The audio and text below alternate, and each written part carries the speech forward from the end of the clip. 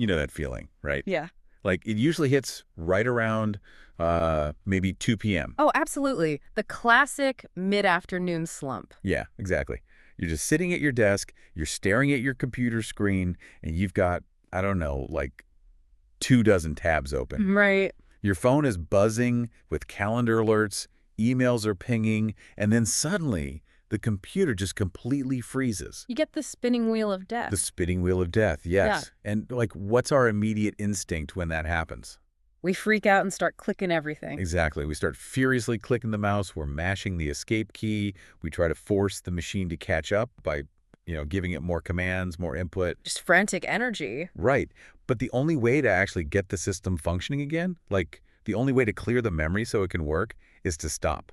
You have to step back. You literally have to remove your hands from the keyboard and just let it reboot. Yeah, it's so true. So in today's deep dive, we are looking at a really fascinating text that applies that exact same logic, but to human biology. For everyone listening, we are exploring this concept of less as a somatic practice and what the source material calls the wisdom of withdrawal. And I just love this text because it completely flips our modern operating system on its head. Oh, totally. Because we live in a culture that just assumes more is always the solution, like Yeah. 100% of the time. Right. If you're stressed, do more. Yeah. We assume that if we are overwhelmed, we just need like a better productivity system or another cup of coffee Right. or a much stricter schedule to squeeze more in. Yeah. Optimize everything. Exactly. But this source material argues that choosing less, intentionally stepping back and withdrawing it, isn't a failure of willpower. It's actually a biological necessity.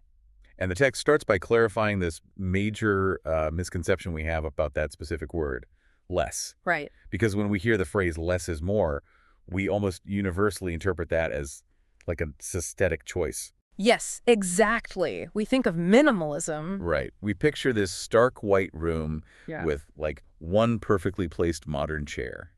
Or we think of aggressively clearing out our closets. Marie Kondoing your whole life. Exactly, Marie Kondo.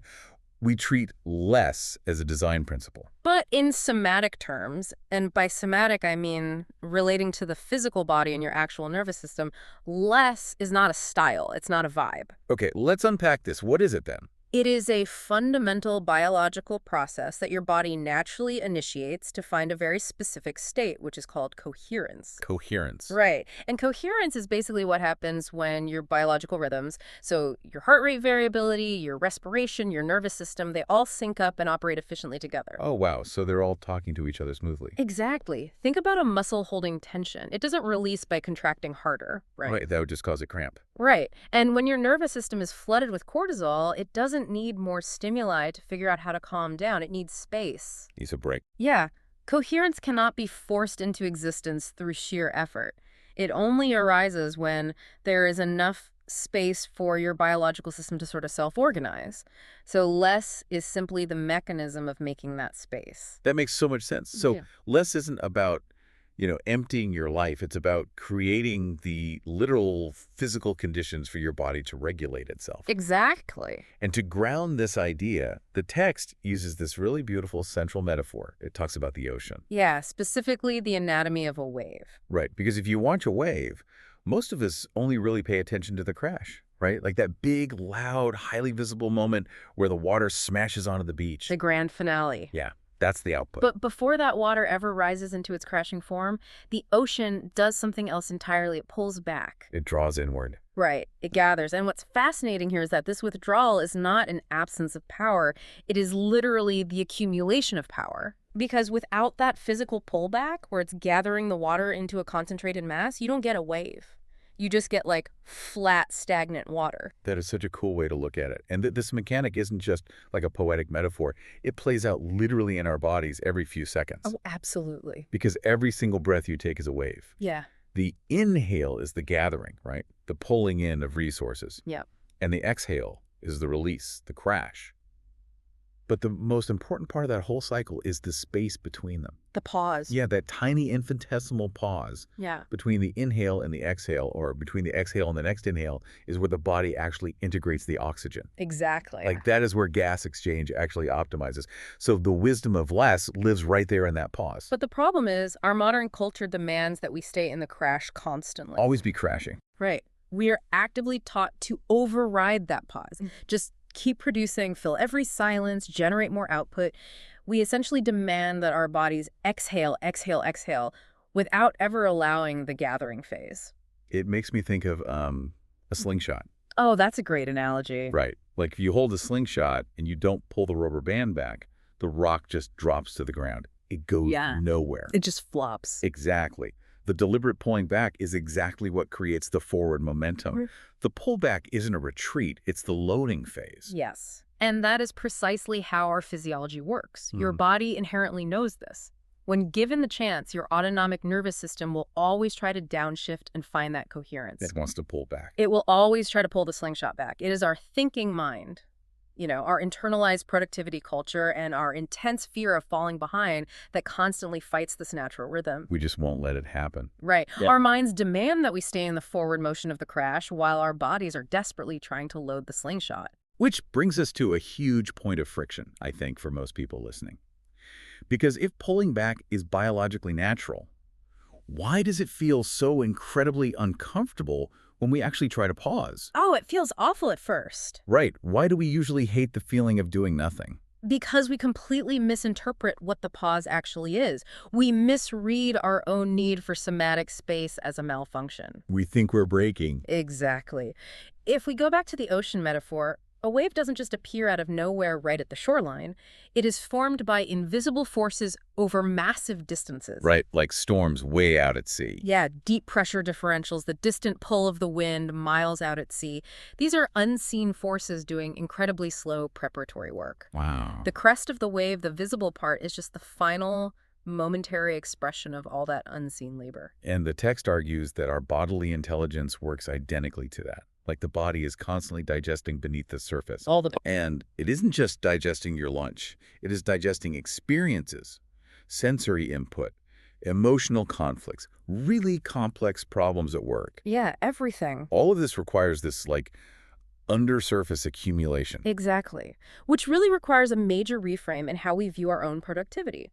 When you feel empty or blank or what we usually label as stuck, our immediate instinct is to solve that feeling by doing more. Like drinking more coffee or staring harder at the screen. Right. More planning, more striving. We think the machine is broken, but what we call stuck is very often just accumulation in progress. The wave is gathering. Yes, the wave is gathering. The unseen work is actually happening beneath the surface. Okay, I have to challenge this on behalf of the listener, though. Go for it. Because it's one thing to say, I'm accumulating on a lazy Sunday afternoon when you have nothing to do. Sure. But what if you have a massive, demanding deadline? Like, if you're sitting at your desk, staring at a blank document that is due in 2 hours, how do you know your body is accumulating and you aren't just, procrastinating? That is the million-dollar question. And the difference between procrastination and somatic accumulation is entirely physiological. Oh, really? It's in the body? Yes. Procrastination is frantic. It is a highly active state of avoidance driven by the sympathetic nervous system, so your fight or flight response. Okay.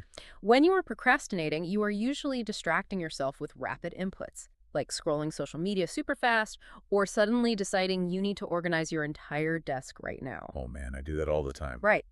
Because the task feels like a threat. You are burning energy.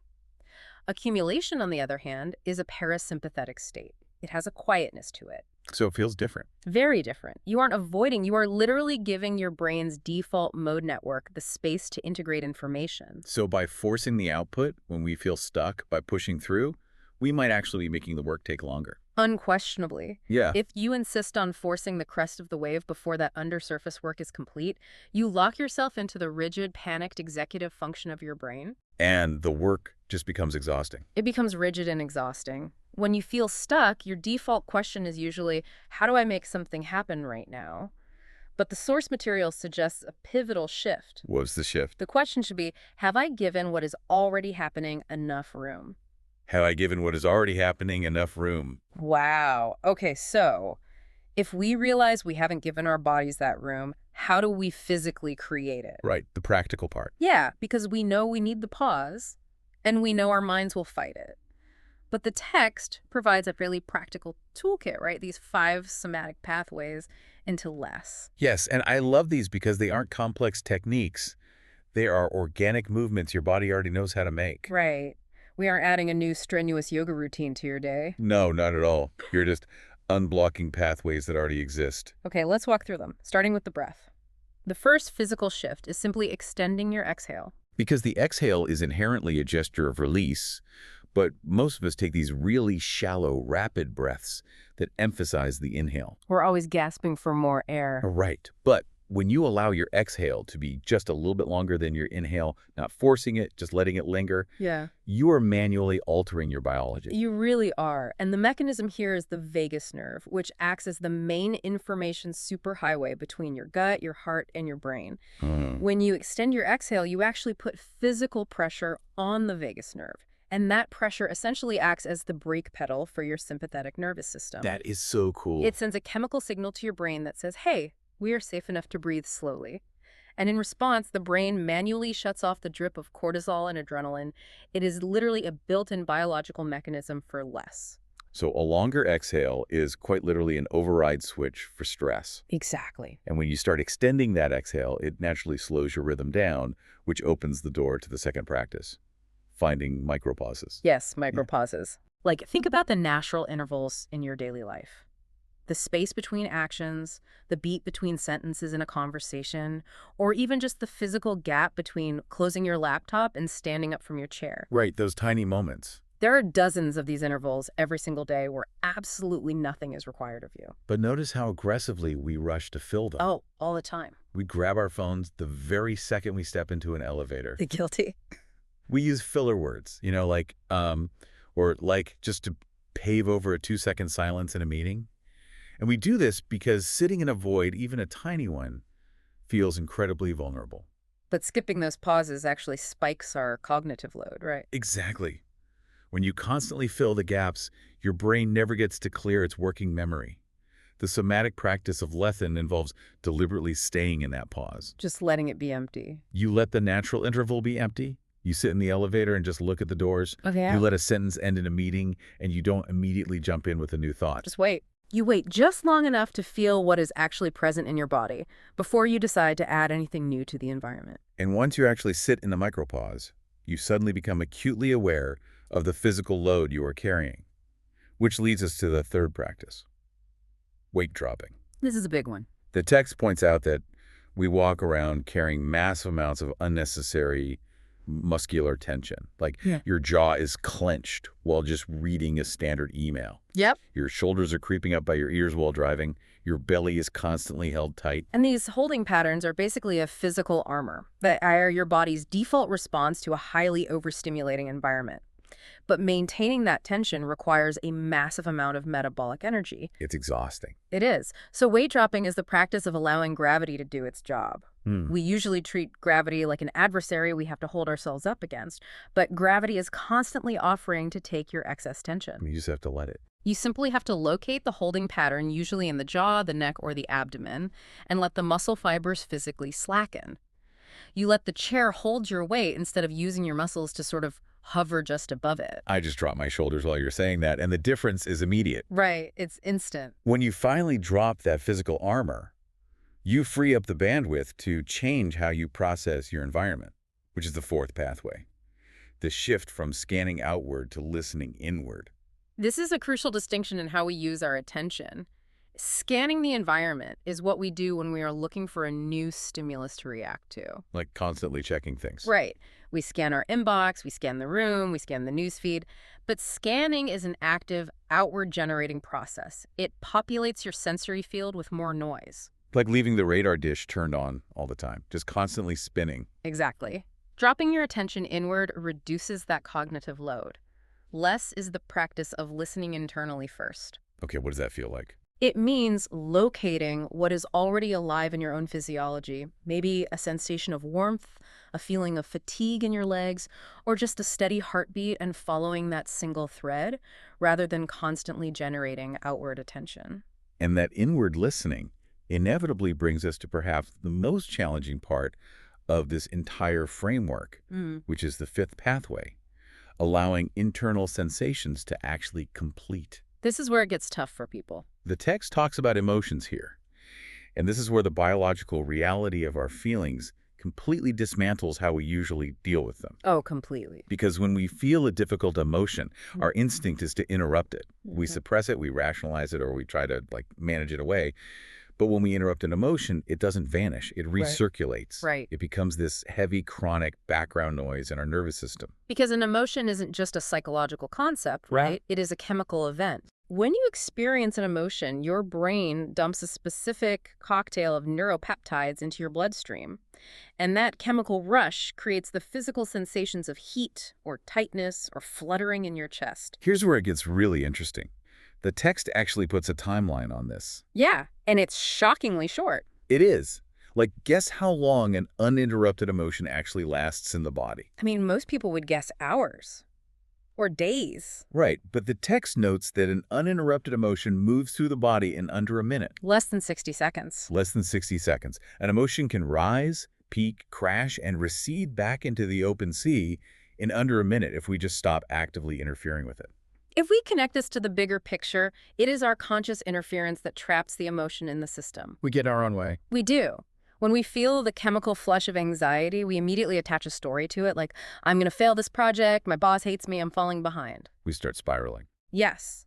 And that mental story signals the brain to release another batch of stress chemicals, which triggers another wave of sensation, creating this endless feedback loop. Wow. The somatic practice of less is simply feeling the physical sensation, the tight chest, the hot face, and letting the chemical wave break and recede on its own without the story. So extending the exhale, honoring the micropauses, dropping physical weight, listening inward, and allowing sensations to metabolize. Those are the physical pathways. Yep, the physical toolkit. But there is a really significant mental hurdle we have to address. And that is the profound sense of guilt that inevitably arises when you actually try to use these tools. Oh, the guilt is real. Because the moment you sit back and drop your weight, your internalized conditioning just screams at you. You are being lazy. You are wasting time. And this brings us to what the source material calls the paradox of fullness. The paradox of fullness. I love this. Yeah. To overcome the guilt of resting, we have to fundamentally change how we define our own capacity. Think about the ocean when it is entirely at rest. When the water is completely flat, just reflecting the sky. Like glass. Right. We don't look at a still ocean and think, oh no, the ocean is broken. The ocean has lost its power. Right. That would be ridiculous. We understand intuitively that the ocean at rest is still entirely full. It holds the potential for every single wave that will ever rise. Its capacity is intrinsic to its very existence. It does not have to perform a wave to prove that it is the ocean. But we absolutely refuse to grant ourselves that same intrinsic value. We do. The text observes that people who haven't embraced the wisdom of withdrawal often live with this chronic low-grade anxiety. Yeah. It's the subconscious belief that your very existence requires constant evidence. Wait, so you're saying our baseline anxiety isn't actually about our to-do list. It's a deeper somatic fear that if we aren't actively producing output, we somehow lose our right to take up space. Precisely. This raises an important question about how we value ourselves. It is the fear that your capacity only exists while you are actively demonstrating it. That the moment you stop generating output, you become empty. As if the ocean forgets how to make waves just because the tide goes out. Right. But your capacity is intrinsic. It is not something you perform. It is something you possess. So resting without guilt means actively inhabiting that fullness. It means finishing a task, recognizing your capacity is still totally intact, and not immediately reaching for the next task to validate yourself. Exactly. But, we obviously still have to function in the real world. We still have to make decisions about what to engage with and what to drop. Of course. And the text makes a vital distinction here between two very different types of less. There's fear-based less, and there is wisdom-based less. And it's so important to differentiate them because they feel entirely different in the body. How so? Well, fear-based less is rooted in scarcity. It is a contraction. You are pulling back, but you are clutching tightly while you do it. Okay. You withdraw because you fundamentally believe there isn't enough time or enough energy or enough safety. It is a protective shrinking. So what does this all mean? It's like desperately hoarding your last few dollars because you are terrified you'll never earn another cent. Yes. You are doing less, but your nervous system is in a state of absolute panic. Exactly. Now, wisdom-based less, on the other hand, is expansive. It is a deliberate choice. You are releasing things not because the world is dangerous, but because your nervous system has clearly registered what is essential and what is just surplus noise. I think of it like being a highly skilled editor. Ooh, I like that. Like when a great editor cuts an entire chapter out of a book, they aren't doing it out of a fear of running out of ink, right? Oh, it's right. They aren't hoarding words. They're removing the unnecessary clutter because doing so makes the actual story punchier, more beautiful, and more resonant. It serves the bigger picture. Removing the unnecessary is, in itself, a profound act of creation. Which brings us to the ultimate question of how we navigate our daily rhythms. Like, how do we know which state we are operating from? How do we know when it is time to be the editor? The text explains that the somatic signature, the literal physical sensation of true wisdom-based less, is simply trust in the rhythm. Trust the rhythm. It is a biological trust in the cycle of accumulation and release. Your body inherently knows how to gather resources, and it knows how to spend them. It's built for it. It knows fullness, and it knows stillness. Hmm. When you trust that rhythm, you realize that your conscious mind does not need to micromanage the wave. Your only job is to stop blocking the tide. Stop blocking the tide. Wow. We've covered incredible ground today. We completely redefined less, stripping it away from a minimalist aesthetic and recognizing it as a biological mechanism for nervous system coherence. A total paradigm shift. Yeah, we explored the wave, understanding that what we judge as procrastination or being stuck is very often the vital, unseen work of accumulation. The invisible wind. We broke down the tangible biology of extending the exhale, sitting in those micropauses, releasing muscular gravity, shifting attention inward, and letting emotional chemistry run its brief natural course. Under Under a minute. And we faced the paradox of fullness, realizing that you do not need to constantly generate output to prove you exist. It is a framework that truly allows you to trust your body's cycle within your daily responsibilities, recognizing that the deliberate withdrawal isn't a loss of momentum. It is the ocean remembering itself. I love that. And from that state of coherence, the next wave can rise with genuine, sustainable power. Which brings us to a final thought for you, listening, to take into the rest of your day. The source material mentions a specific practice, watching the foam. This is such a great visual. After a massive wave crashes onto the beach, there is a distinct moment where the water recedes and the sea foam is left just sitting there, settling on the sand. It's the digestion phase of the ocean's exertion. It is the brief window where the environment absorbs what just happened. So here's your challenge for today. The very next time you finish a task, whether you hang up the phone or you walk out of a meeting or you finally hit send on that really difficult email. Any completion. Right. Before you immediately pick up your phone to scroll.